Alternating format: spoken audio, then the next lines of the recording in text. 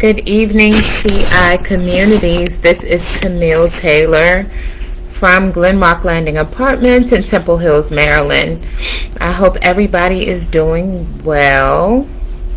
Can you guys hear me? Okay, I was going in and out. This is Camille from Glen Rock Landing Apartments, Resident Health Coordinator. I hope everybody is doing well. Today I am going to come on here to share some tips and budget-friendly tips for the new year.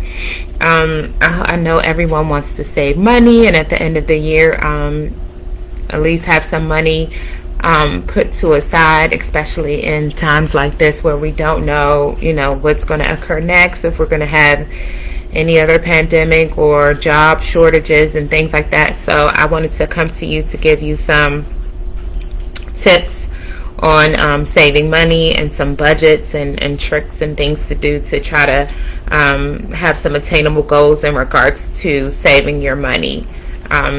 If you are employed at this time, or if you have some type of income, you are able to save some type of money. Alrighty, so the first thing that I came up with is, if you go to work, if you work a 9 to 5 job like myself, pack your lunch. I have an example for you. I work in a hospital, and a lot of the nurses and the technicians and things of that sort do a lot of Uber Eats and DoorDash and things like that. I had a conversation with one of the nurses last week to get some information from her, because I know that she orders DoorDash for lunch a lot, for breakfast and for lunch. And she said last year she calculated that she used about $10,000 in DoorDash and Uber Eats between breakfast and lunch. She'll spend like maybe $10 the meal is, but they charge a whole bunch of extra fees and taxes and things like that. So she said that she's going into the new year starting to pack her lunch more. Some of the things that you purchase you can make yourself for cheaper and things like that. So I did get some information from one of the nurses, and she informed me that she spent a large amount of money on food for breakfast and lunch every day. And also, if you cook your own food, is healthier too. So not only will you be saving money, you will be saving risk of high cholesterol and diabetes and things like that. When you eat out a lot, you don't even realize a lot of calories are consumed, because you're not really sure how much salt and sugar that they're putting in your food. So that's one thing you can do. Pack your lunch. And it says Americans tend to spend an average of about $50 a week on takeout.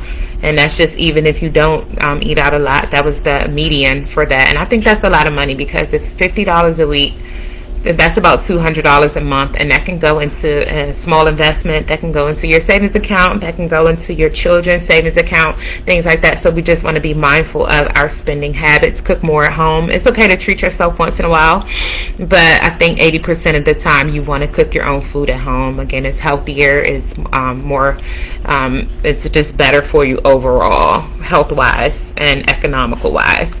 Smoking. I've talked to a couple of people recently who said that they have spent a lot of money on cigarettes. I remember growing up when cigarettes were maybe $2 or $3 a pack. I'm in my late 30s. Cigarettes, I think, are now about $12 a pack. That's a lot of money, especially if you smoke about a half a pack or a pack of cigarettes a day. So if you ditch smoking, or if you want to decrease your smoking, that will also save you a lot of money in the long term. You want to decrease your smoking, because again, smoking is really expensive. It's also combat your problems if you have any disorders already, if you have any respiratory issues, if you have any issues like asthma or high blood pressure or high cholesterol, that just combats your issues, and it also increases the possibility of you getting sick, especially with viruses and things like that going on. You want to be mindful and try to stay as healthy as possible, because when you smoke, it weakens your lungs, it weakens your liver, it weakens your respiratory tract, and all of the other organs that you need to stay healthy and get oxygen and blood flowing through your body. So not only will you save a lot of money by smoking, you'll save a lot of time on your life, because when you smoke a lot or when you smoke altogether, it's really unhealthy for you, and it's just not a good decision to do. You know, especially if you're young, you can turn it around. They have nicotine patches, they have smoking therapy sessions and things like that. If you have basic medical coverage with your medical insurance, they have smoking therapies, cessations and things like that. It's the 21st century. You can use your phone to download an application to do things to try to decrease your smoking. They have so many rewards and things like that for programs and stuff that you can use to decrease your smoking as well. Also, if you want to set a savings goal, like today is January the 4th, you can set a savings goal and say, look, I think I'm only able to, you know, maybe save $150 a month. That's about, I think, what, $75 every 2 weeks. And I think most people are able to afford that. Like if you know, have a decent job, you can put about $75 up a check, and that's $150 a month. That equals to over $1,000 a year, and I think that that's attainable for normal adults. You're able to put $75 up a check and just put it in an interest-bearing savings account where you can earn some type of interest on that, and just forget about it. You know, use your discipline and don't use it, and say, hey, you know, I have a goal. I'm trying to save this amount of money, because January to January will come quickly. Believe it or not, you know, we're already going in the first week of January. I remember it just being Christmas and Thanksgiving time. So, you know, you can set attainable goals. Don't try to, you know, set goals that might, you know, conflict with your day-to-day. You might have to go into your savings account, you know, $75 or $50 every time you get paid. You put it up, you won't even see it. Just put it up in an account where you can't touch it, where you don't have access to it. You don't have an ATM card or a debit card, and just put it up and just say, hey, you know, you'll feel happy about yourself at the end of the year, or when you're going into the new year, because you know you've saved this money. And when you take that money, you can clean up some debt and things like that, or whatever, you know, goal you have to save the money for. So I'm just giving you a little bit of insight on things you can do to save your money throughout this year. You don't want to repeat the same things you do, you know, looking at your account and say, oh, I've wasted this money on this amount and I wish I would have saved, because you can't go back. You can only move forward. So I'm just giving you some insights and some tips and some you know, kind of budget friendly things you can do month by month to save. And every little bit helps. You don't have to, again, start off large. You can start off small. Alrighty. So if you want to buy a house, if that's something that you want to do, let's say if you know, want to buy a house within the next couple of years, lenders see that you're able to save money, so that looks good on your part, because they say, well, you know, hey, why should I give you this loan? You say, well, I was able to put this money up and not, you know, I had discipline to be able to put this money up and not dip into it and things like that. So lenders will be able to see that you have that discipline to be able to save money, and that you're financially responsible, so you are more susceptible to get a loan from mortgage companies and lenders if they see that you are financially responsible. You're paying your bills on time. You don't have meaningless spending. And when I say meaningless spending, that means things like shopping and spending a lot of money on things like that you don't need. Starbucks is really expensive. I remember going to Starbucks a few years ago, and then some of the drinks, the matcha teas or so, were $4, and I think now they're like $6 or $7 per drink. And that's just one drink. It's not even a meal. And don't get, you know, a piece of cake or something that's $10, or a muffin or something that's $10, when I just think that's really expensive. And these companies are making millions and millions of dollars, when in reality you can make a healthier version of the same latte or the same matcha tea yourself and save money. And probably with $7 you're able to get 3 or 4 teas for the week. So just things like that. And I'm not saying that you can't go to Starbucks at all. If you work every day, you can treat yourself maybe once a week. Maybe one Saturday, every other Saturday, you can go to Starbucks or Dunkin' Donuts. But if you go to these places every day, you will see that, you know, that is meaningless spending. And you want to stay away from meaningless spending, because you will forever be in debt if you don't have discipline with your money. I used to work at a bank when I was 19 or 20, and I saw like a lot of people who were really flashy, and they had, like, you know, a lot of name brands on and stuff. Those were the people who didn't have a lot of money in their account, versus people who were not flashy at all. They didn't have a lot of jewelry on. They drove like regular Honda Accords. they had hundreds and thousands of dollars in their account because they were not meaningless, spenders. They didn't. You wouldn't think all of these things add up, but they do add up. I think most people who are financially responsible have a sense of budgeting, and they are budget friendly, and they are frugal. And I'm not saying you can't treat yourself or buy something that you want, but again, meaningless spending, a lot of that money adds up, that you spend on the restaurants and things that you don't really need. I think you should take care of the necessities and maybe treat you and your kids out once in a while, but every week or every other day, trying to spend money and things like that is really not smart at all for long term. Especially in today's time where people are being let go of jobs, and you want to not know what the next thing is going to occur with this world. We are still in a pandemic. People are losing their jobs. They're losing their incomes. A lot of families have been impacted by COVID. So we want to always make sure we have a plan B and try to have some money saved up, because we don't know what's going to occur from day to day. So it's always smart to have that, to have money saved up, and to realize, meaningless spending will get you nowhere. If it's just like you're going in a circle doing the same thing every year, you want to do things different. Also, like leaving your TV on at night, and things like that, leaving your lights on. During the day, you want to use natural lighting. You want to open your windows and open your blinds so you can get natural lighting instead of having every light in the house on. You want to use natural lighting because that'll decrease your electric bill, and maybe wash clothes once a week instead of washing clothes every time you have something dirty, or washing clothes 2 or 3 times a week. You will see that your electric bill will decrease, your light bill will decrease, and things like that. And I also want to talk about cable. Cable is really expensive. Some people I know pay $200 and $300 a month for cable when you can get, let me give you an example, Netflix I think it's about $10 or $12 a month. You can get movies on Netflix. You can get TV shows on Netflix. You can listen to music. You can watch old shows. You can watch all of the new shows and things that come out.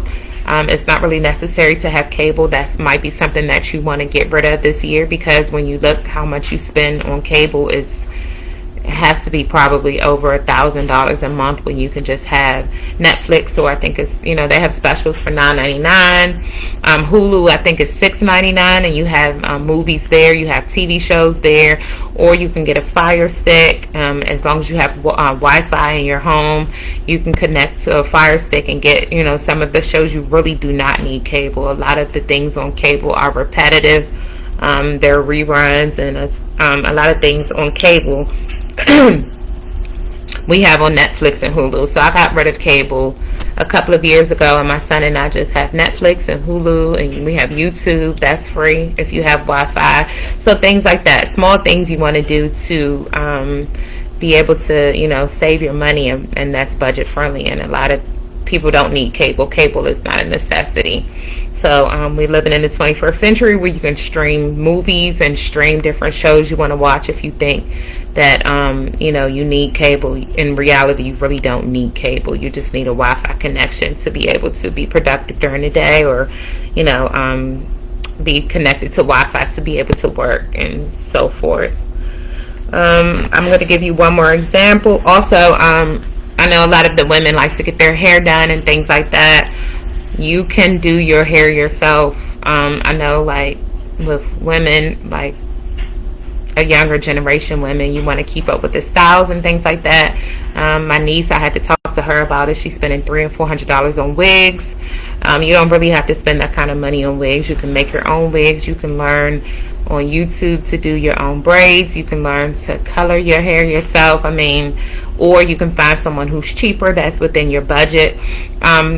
To get your nails done, that should be a treat. Things like that is absolutely not necessary when you want to save money for long term.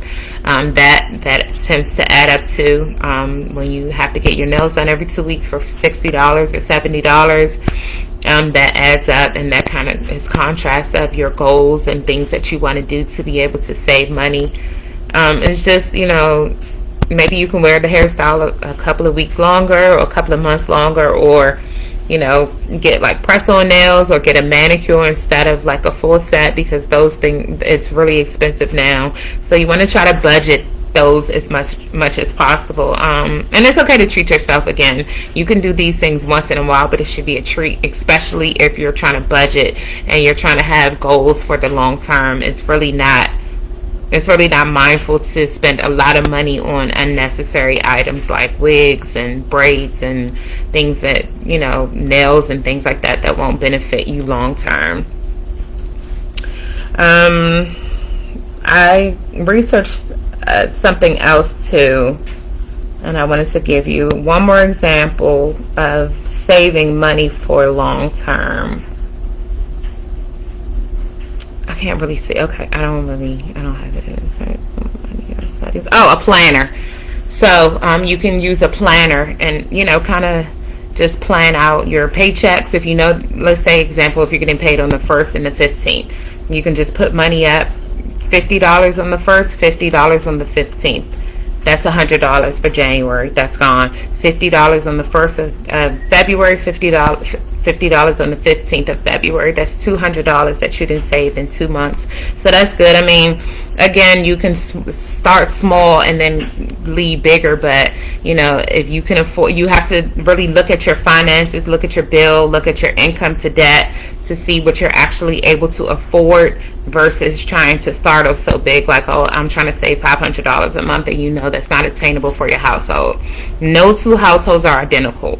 So don't try to, be like house number 1 or 2 or 3. What works for your household. What works for your individual circumstances. So you want to be mindful of that. Also, groceries. Recently, I started going to like Aldi. I'm not sure if you guys have Aldi in your area, but I think Aldi is in the northern region. I'm not sure. We're in the DC metropolitan area, but we have Aldi. Aldi is really cheap, and they have fresh produce. I eat a lot of fruits and vegetables and salads and things like that, and my son and I were vegetarians, so we don't eat too much meat. We will eat like eggs and drink milk and things like that. So they have those for a lot cheaper than the regular grocery stores, which we have like Giant or things like that. Maybe you guys have like Kroger in your area, or Lidl, or different grocery stores, ShopRite or whatever you have in your area. Some of those high-end grocery stores like Trader Joe's and things like that can be really expensive. Wegmans. You want to kind of, if you can, stay away from those high-end grocery stores, because I know for a fact, like, I love avocados.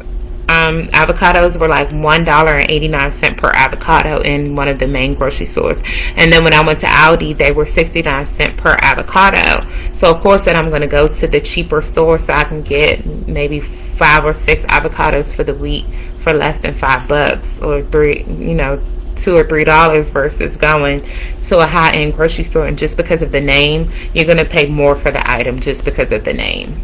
And I don't think it really doesn't matter, as long as the produce is fresh, as long as it's not like, oh, you want to still wash your produce and things like that to make sure that it's healthy for you and it doesn't have so many chemicals on it. Stay away from the high-end grocery stores, stay away from the high-end fashion stores like the Macy's and things like that. They always have like Marshalls, Ross, TJ Maxx and things like that. Some of the items that you guys buy from Macy's or Bloomingdale's, or the high-end department stores, they have the same items for sometimes 30 and 40% of what you would normally pay in the high-end stores. So you want to be mindful of spending too. Shopping. You can get a lot of clothes. Believe it or not, you can get a lot of clothes from the thrift store. I shop in a thrift store. I go to like the nice neighborhoods, and I shop in a thrift store because they have a lot of nice stuff there. Things are clean, but I still wash them again. They have sweaters, they have coats, they have shoes, they have bags, they have all type of belts and slacks and things like that that I need for work. So I sometimes get 4 and 5 pieces for $40 versus going to one store and buying one sweater for almost $40. So it's just small little things you can do. Kind of just use your mind and your own, you know, experience, and know, like, look, if I go in this store, I know I'm going to spend $300 for clothes, versus if I go to this thrift store, a nice, decent thrift store, or the you know, lower end department stores like Marshall's or TJ Maxx, I know that I can get more for my money. So it's just small things like that. Meaningless spending is unnecessary. You want to do mindful spending instead of meaningless spending. So just small steps, and keep a planner. You can have a budget planner and things like that, and know, look, I only have a budget of $100 this month. Like, you know, I'm only been able to spend $100. So if you want to get your nails done for that month, you know that $60 is coming out of that budget for the month. So most likely you're not going to get your nails done because it's out of your budget. So just give yourself attainable goals, and you know that you'll, you know, kind of divvy around that. Like, no, I can't do this month. Or no, guys, I'm not going out tonight because to park is $20, and to drink and to hang out is expensive. So you want to limit your going out to, because even though some things are free, you still end up spending money when you go out, regardless if it's inadvertently done. For some reason, you always spend money. So I'm not saying you can't have a life or a social life and things like that, but say, hey, for the next couple of months, I'm just going to hang out, stay in the house, read some books, and work out, and, you know, kind of use your mind to be more creative and things like that, and kind of focus on other things instead of hanging out all the time, because that can be expensive as well.